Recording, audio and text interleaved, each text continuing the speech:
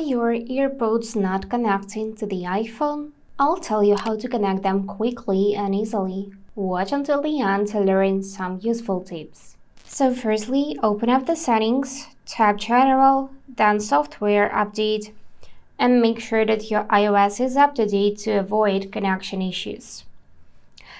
Now, find the Bluetooth section and tap on the toggle to turn it on.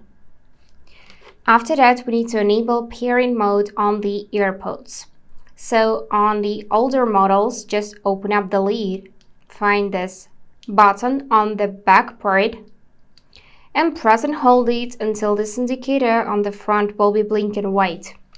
Or sometimes it's just enough to open up the lid and this message will pop up automatically. On newer models, you're gonna open up the lid and double tap this front panel to enable pairing mode. So if this message didn't pop up, then just press and hold the button itself till the indicator will be blinking white. And now I'm gonna just tap this button Connect, wait a few seconds till it will be connecting with my iPhone, and now I can set it up. So I can customize my notifications or just skip this process and click Not Now or click Continue.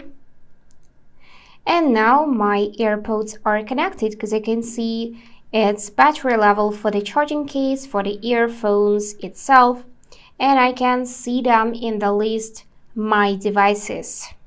And as a little tip for you guys, if you close the case, the AirPods will disconnect like that, but they will automatically reconnect when you open it.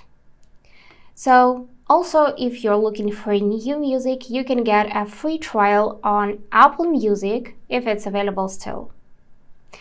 And that's it. Don't forget to hit that thumbs up button and subscribe to the channel. Bye bye.